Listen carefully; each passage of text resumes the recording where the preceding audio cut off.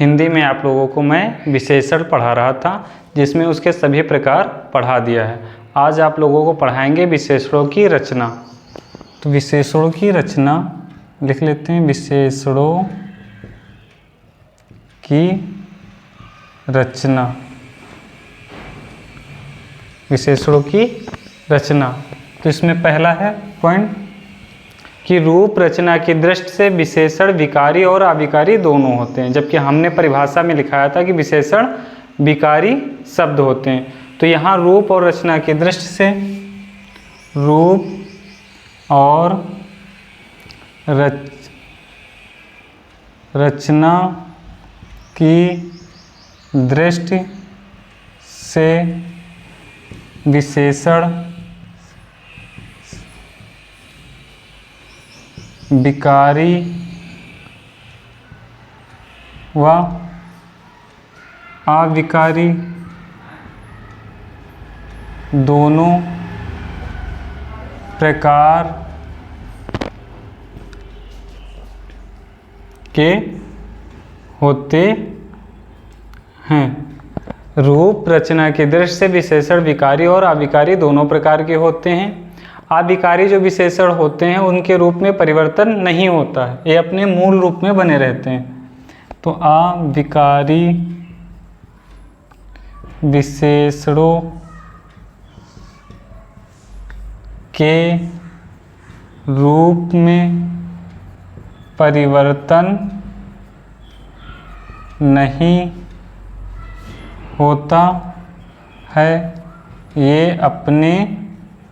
होता है, ये अपने मूल रूप में बने रहते हैं। तो जो अविकारी विशेषण होते हैं इनके रूप में परिवर्तन नहीं होता है और ये अपने मूल ही रूप में बने रहते हैं।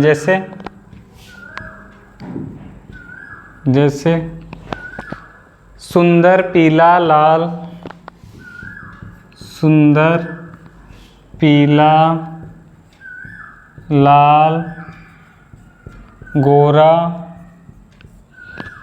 सुडौल,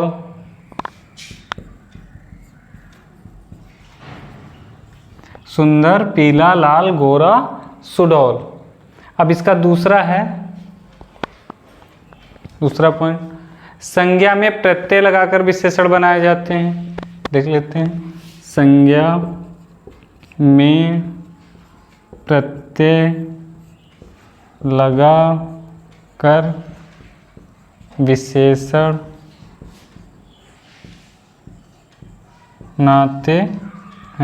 बनाते हैं। इसमें एग्जाम्पल, तो पहले प्रत्यय लिख लेते हैं। प्रत्यय, तो प्रत्यय जैसे इला या इक, पहले लिख लीजिए इक। तो इससे एक शब्द कैसे बनते हैं, जैसे धर्म है, मूल शब्द है धर्म, इसमें एक जोड़ा गया तो क्या बन गया, धार्मिक। और मुख का है, मूल शब्द है मुख, इसमें प्रत्यय लगाया गया एक तो मौखिक बन जाएगा, मौखिक। एक हमारा प्रत्यय है, जब धर्म में एक लगाया तो हमारा विशेषण, ये विशेषण हो गया, विशेषण।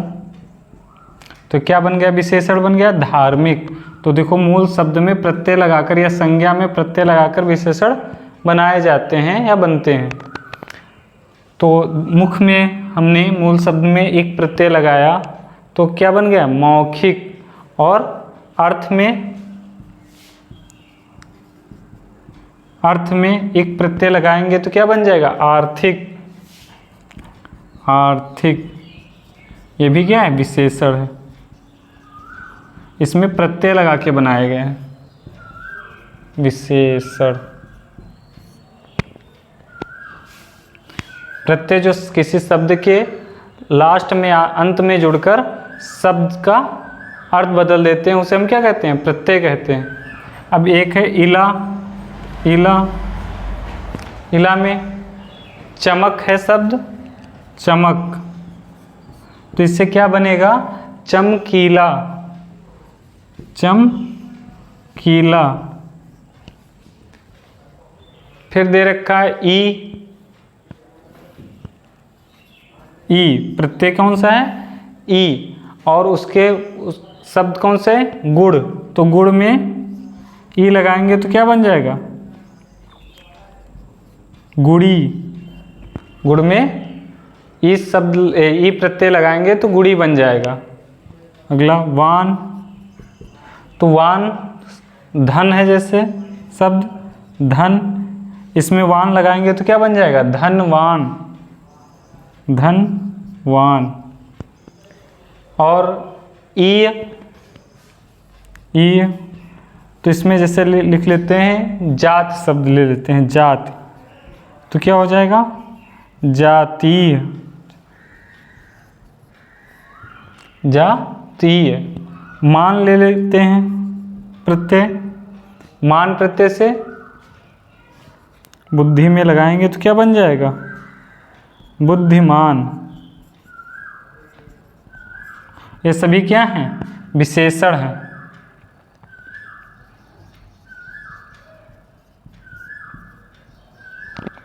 ये सभी क्या हैं? विशेषण हैं। तो यहाँ बताया गया संज्ञा में अगर प्रत्यय लगाएंगे तो कुछ विशेषण बन जाते हैं। अगला है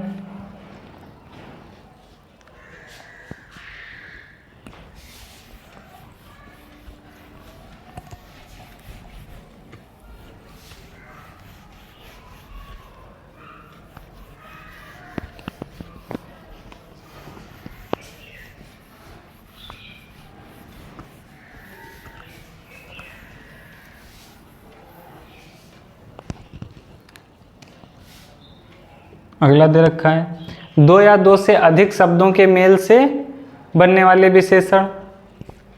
दो या दो से अधिक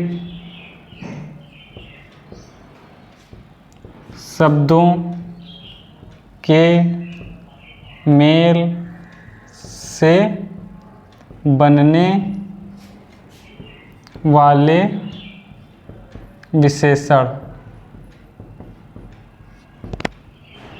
तो जब दो शब्द या दो से अधिक शब्द आपस में मिलते हैं तो क्या बनता है? विशेषण बन जाता है। जैसे भला बुरा।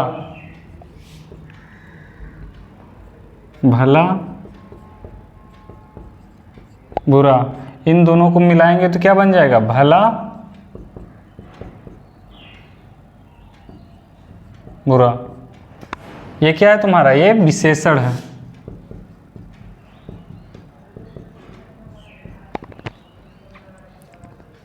भला बुरा। दुबला पतला।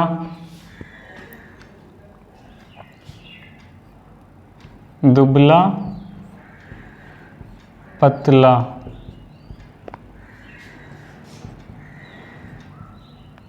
दुबला पतला। ये दो शब्द हैं, एक है दुबला एक है पतला। तो ये मिल के दोनों क्या बना रहे हैं? विशेषण बना रहे हैं।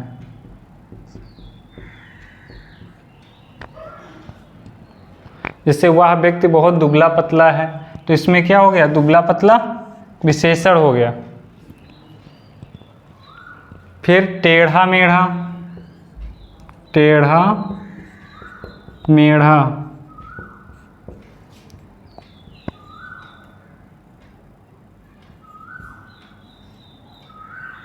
टेढ़ा मेढ़ा। टेढ़ा मेढ़ा। टेढ़ा मेढ़ा। चलता फिरता। फिरता। चलता फिरता। यानी यहाँ पे दो या दो से अधिक शब्द जब मिलते हैं तो दो शब्द मिल रहे हैं तो क्या बनना है? विशेषण बनना है। तो दो शब्दों से, दो या दो से अधिक शब्दों के मेल से बनने वाले विशेषण। क्रिया। अब अगला है क्रियाओं में प्रत्यय लगाकर बनने वाले विशेषण। अभी पहले बताया था संज्ञा में, अब ये क्या है? क्रियाओं में। क्रियाओं में प्रत्यय लगाकर क्रियाओं में प्रत्यय लगाकर बनने वाले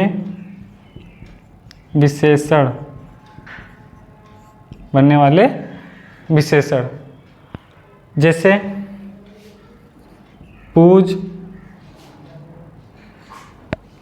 पूज, इसमें लगाएंगे अनि, तो क्या बन जाएगा? पूजनीय। ये क्या है? विशेषण है।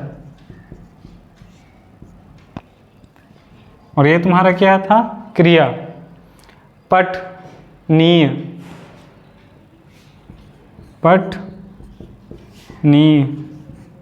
तो ये क्या बन जाएगा? पठनीय।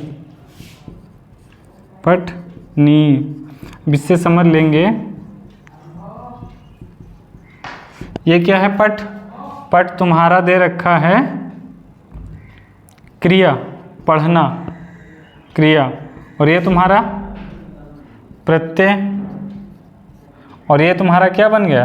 विशेषण, जो हमने यहाँ लिख दिया।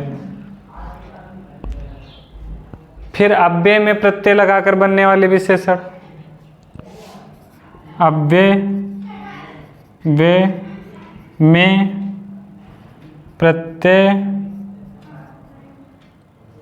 लगाकर बनने वाले विशेषण,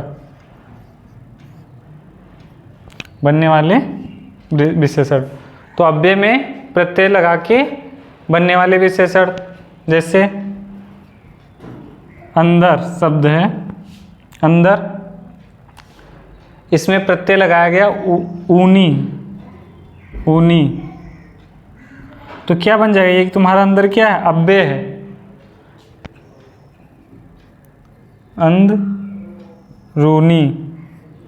अंदरूनी, ये तुम्हारा बन गया विशेषण।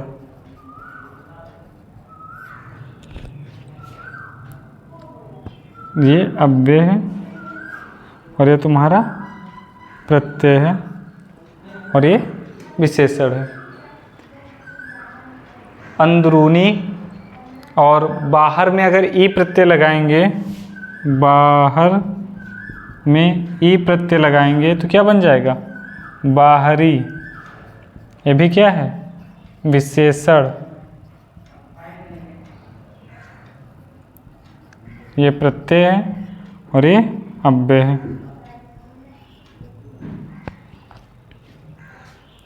अगला है सार्वनामिक विशेषण। जो सार्वनामिक विशेषण होते हैं वो वचन और कारक के अनुसार बदलते हैं। तो लिख लेते हैं, सार्वनामिक विशेषण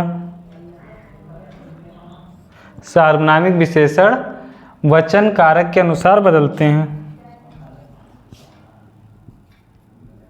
वचन कारक के अनुसार बदलते, वचन और कारक के अनुसार बदलते हैं। एग्जाम्पल लिख लेते हैं, वह बालक, वह बालक, और इधर लिखते हैं वे बालक। तो वह क्या है? एक वचन, यानी यहाँ वह बालक मतलब एक को बता रहा, तो एक वचन हो गया। और वे बालक क्या हो गए? यहाँ पर बहुवचन। तो जो सर्वनाम था तुम्हारा, ये देखो ये क्या है? सर्वनाम। ये किसके अनुसार बदल गया? वचन के अनुसार बदल गया। यहाँ वह था, यहाँ पे वे हो गया। तो यही लिखा गया है, सार्वनामिक विशेषण भी वचन कारक के अनुसार बदलते हैं। उस लड़के का, अगला देख लेते हैं, उस लड़के का, ये क्या है? एक वचन। तो आगे क्या हो गया? उन लड़कों का, उन लड़कों का। तो देखो इसमें उन और उस, ये दोनों सार्वनामिक विशेषण हैं और ये बदल गए वचन के अनुसार।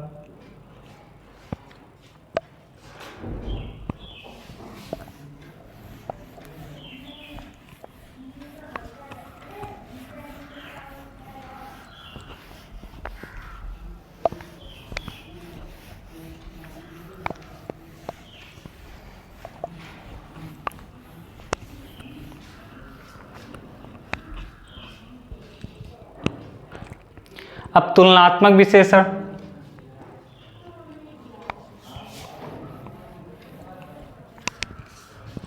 तुलनात्मक विशेषण क्या होते हैं? तुलनात्मक विशेषण, तो तुलनात्मक विशेषण क्या होते हैं? दो या दो से अधिक वस्तुओं की तुलना कराने वाले विशेषण शब्दों को तुलनात्मक विशेषण कहते हैं।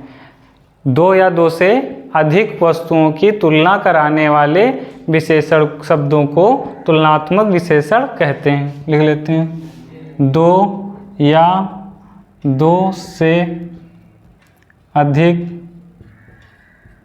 दो या दो से अधिक वस्तुओं की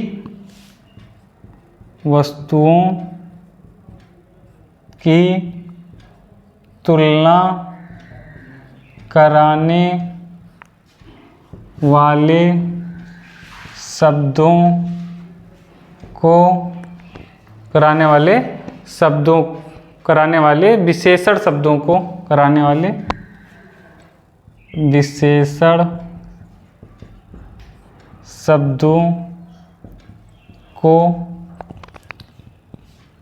शब्दों को तुलनात्मक विशेषण कहते हैं। तुलनात्मक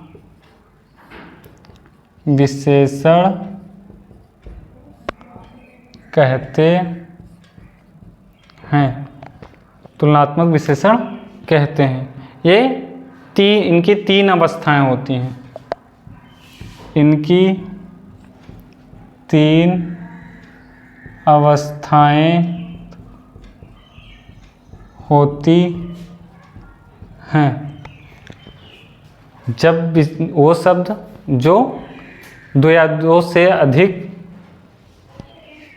वस्तुओं की तुलना कराते हैं, कंपेयर कराते हैं कि कौन किससे कम है या ज़्यादा है, तो उसे क्या कहते हैं? तुलनात्मक विशेषण कहते हैं और विशेषता बतलाते हैं। इनकी तीन अवस्थाएं होती हैं। पहली अवस्था है मूलावस्था। दूसरी दे रखी है उत्तरावस्था।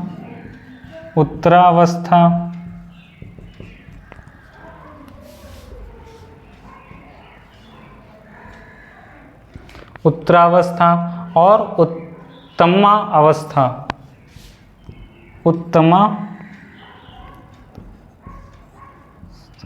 अवस्था। अब जैसे मूल अवस्था कोई शब्द ले लेते हैं, उच्च, जैसे उच्च ले लेते हैं, उच्च, तो इस उत्तरावस्था में क्या होगा? उच्चतर। उत्तरा है ना यहाँ पे लगा, तो उसी से इसमें जितने भी उत्तरावस्था के होंगे उसमें लास्ट में तर लगता चला जाएगा। तो उच्च, उच्चतर, उच्चतम। यहाँ देखो उत्तमावस्था में तम है ना यहाँ पे, तो इसमें जितने भी होंगे उन सब में लास्ट में तम लगता चला जाएगा। उच्चतम।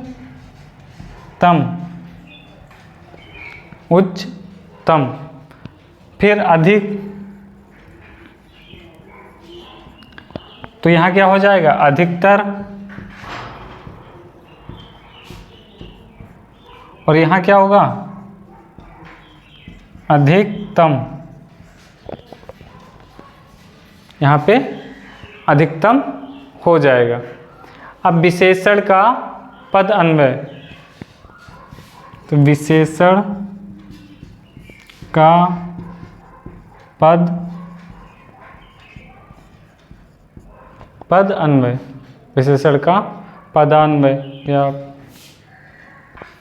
पदान्वय, विशेषण का पदान्वय।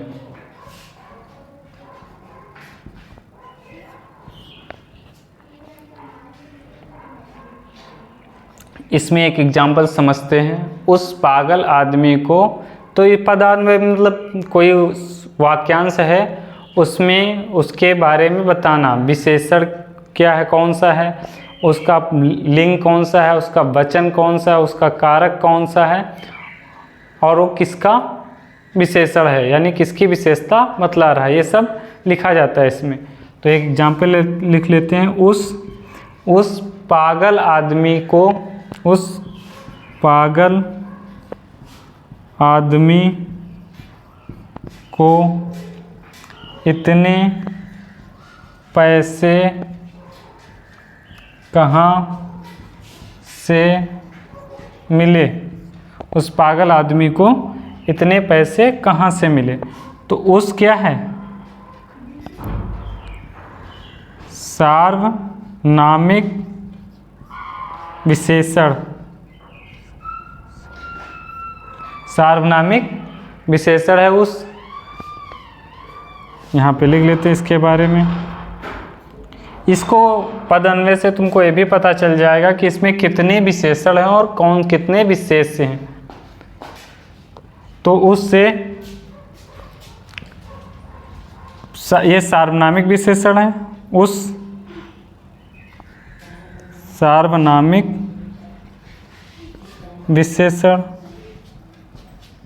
सार्वनामिक विशेषण। लिंग कौन सा है, पुल्लिंग, पुल्लिंग। और वचन एक वचन, कारक कौन सा है, एक वचन। कारक कर्म कारक है। वचन एक वचन, कारक कौन सा है, कर्म कारक है। और किसकी आप विशेषता बतला रहा है, आदमी की। तो आदमी विशेष का विशेषण, आदमी विशेष का विशेषण।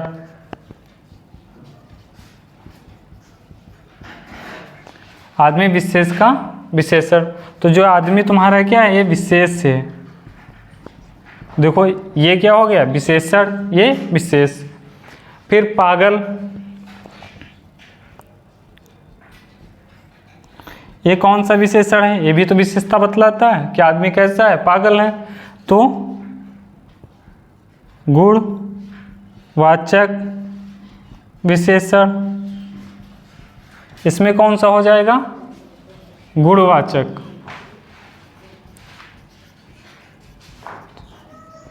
गुणवाचक, गुणवाचक विशेषण। बाकी ये भी क्या है, पुल्लिंग, क्योंकि हमने बताया था वचन कारक किसके अनुसार, विशेष के अनुसार। तो एक है तो इसलिए ये भी विशेषण का भी वचन कारक वही रहेगा, एक वचन। कर्म कारक, और किसका ये विशेष है, आदमी का विशेष है, नहीं आदमी विशेष का, विशेष का विशेषण है।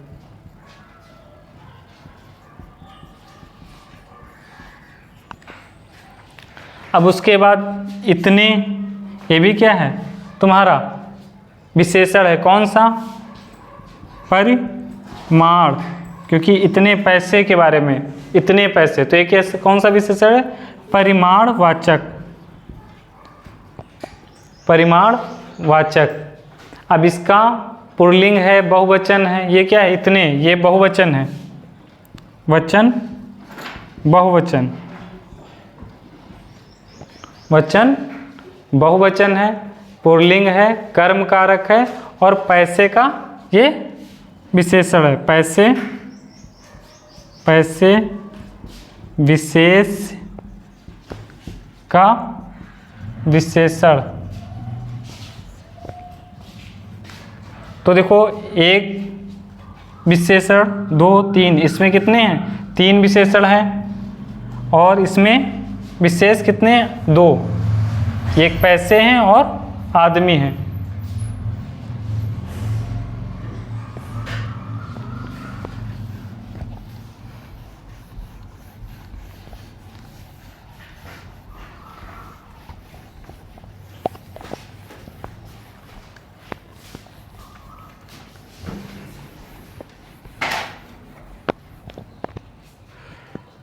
अगला एग्जाम्पल, घोड़े ने इस तालाब से बहुत सा जल लिया।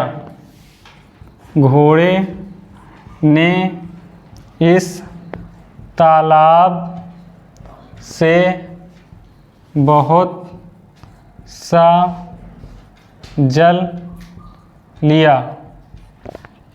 तो अब इसमें देखते हैं, तो इस क्या है? इस तुम्हारा इस है सार्वनामिक विशेषण। सार्वनामिक विशेषण, इस क्या है? सार्वनामिक विशेषण। इसमें ये विशेषण है, कौन सा? सार्वनामिक। पुल्लिंग है, एक वचन है। भाई इस तालाब एक ही तालाब की बात कर रहा है, तो वो यहाँ पे क्या है? घोड़ा, तो क्या होगा ये? पुल्लिंग। पुल्लिंग, सार्वनामिक विशेषण पुल्लिंग, एक वचन, एक वचन, एक वचन। अपादान कारक है, क्योंकि क्या कर रहा है? तालाब से पानी पी रहा है, तो यहाँ कौन सा हो जाएगा? अपादान कारक। अपादान कारक, इसमें क्या हो जाएगा? अपादान कारक। तालाब का विशेषण, तालाब का विशेषण, तालाब का विशेषण। तो विशेष कौन सा हो जाएगा? तालाब, विशेष तालाब। फिर उसके बाद बहुत, बहुत, यह है अनिश्चित परिमाणवाचक। कैसा है? कौन सा विशेषण है? अनिश्चित परिमाणवाचक। अनिश्चित परिमाणवाचक।